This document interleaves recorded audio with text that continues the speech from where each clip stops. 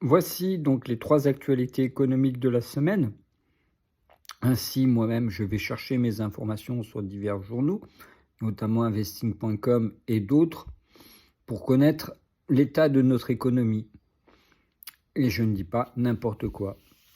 C'est pour ça qu'il ne faut pas faire des bêtises sur les réseaux sociaux et y aller chercher les informations.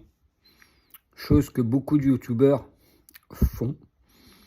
Disent une bêtise en espérant avoir une information, mais en réalité, ils se trompent.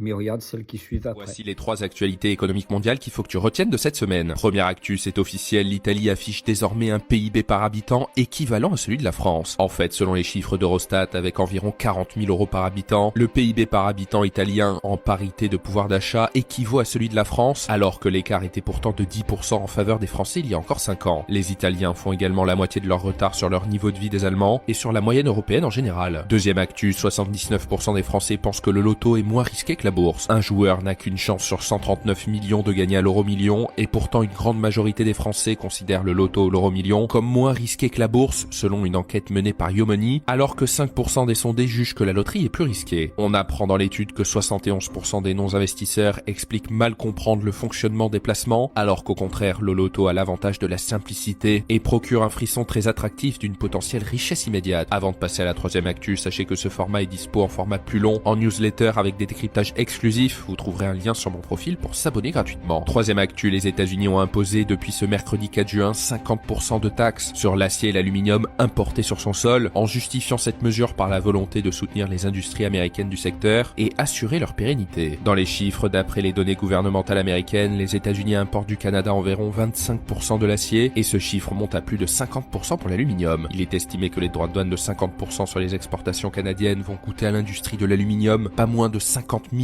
de dollars par semaine.